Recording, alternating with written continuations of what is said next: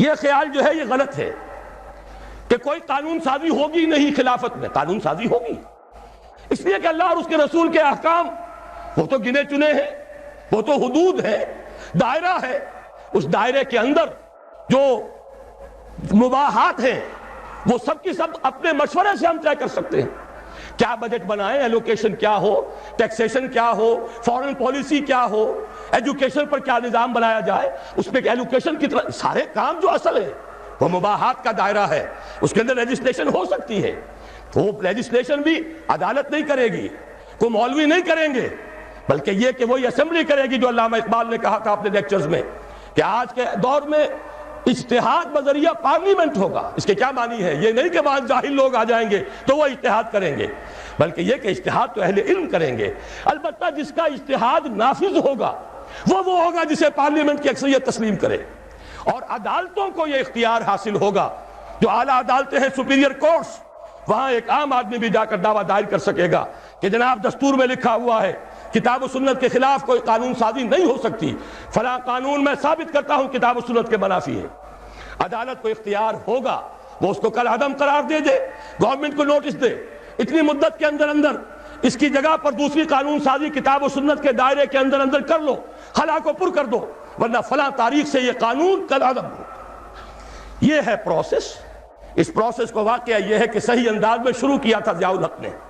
نظری طور پر ہر ایک کے ساتھ انصاف کیا جانا چاہیے، جو اس نے کیا ہے اس کا بھی اقرار ہو، جو نہیں کیا ہے اس کا بھی اعلان ہو. انہوں نے کیا، شریعت کوڈ بنا دی اور یہی اصول طے کیا.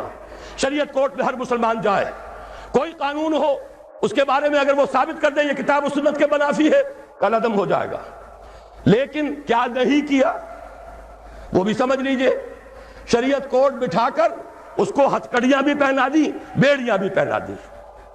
نہ ہمارے دستور کے بارے میں بول سکتے ہو، چاہے مفتی تقی عثمانی ہو اور چاہے پیر کرم بخش صاحب ہو اور کوئی بھی ہو، چاہے کوئی بڑے سے بڑا عالم نے لا کر بٹھا دیا، دستور پر بات نہیں کر سکتے، عدالتی قوانین پر بات نہیں کر سکتے، مالی قوانین پر بات نہیں کر سکتے، اور تو اور آئلی قوانین پر بھی بات نہیں کر سکتے. انا للہ و انا الیہ راجعون. کام بڑا اچھا کیا تھا، صحیح کیا تھا، لیکن یہ کہاوت ہے ہمارے ہاں، کوئی مہمان آیا ہو تو کہا جائے جناب یہ سب گھر آپ کا ہے اطمینان سے، لیکن دیکھیے کسی شے کو ہاتھ نہ لگائیے گا. یہ حشر ہمارے ہاں ہوا اسلام کے ساتھ. دکھا دی بڑی شریعت کورٹ، جسٹس غلام علی صاحب پہنچ گئے اور ہمارے صاحب پیر صاحب پہنچ گئے اور تقی عثمانی صاحب پہنچ گئے اور بھی بڑے بڑے علماء پہنچ گئے، لیکن یہ کہ ان کو سجا کر بٹھا دیا گیا. ان چار طرف بالکل ہاتھ نہ لگانا، دیکھنا بھی نہیں.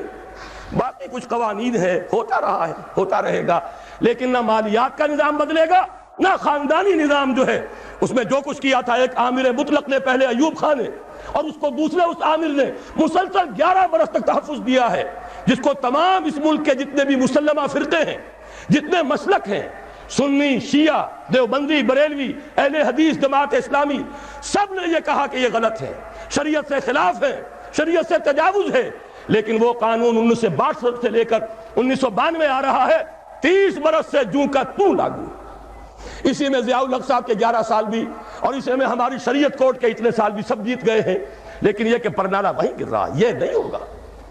لیکن یہ کہ اصل الاصول سمجھ لیجئے، حاکمیت اللہ کی، بالادستی کتاب و سنت کی، بغیر استثناء، نظام بھی قانون بھی، ان سب کے اوپر ان کی بالادستی.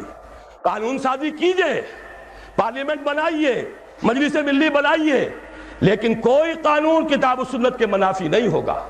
اگر کسی کو خطرہ ہے کہ یہ منافی ہے، جائے ہائی کورٹ میں، سپیریئر کورٹ میں ثابت کر دے. علماء بھی جائیں، دلائل دیں، ثابت کر دیں کتاب و سنت کی حدود سے تجاوز ہو گیا ہے، کل عدم ہو جائے گا.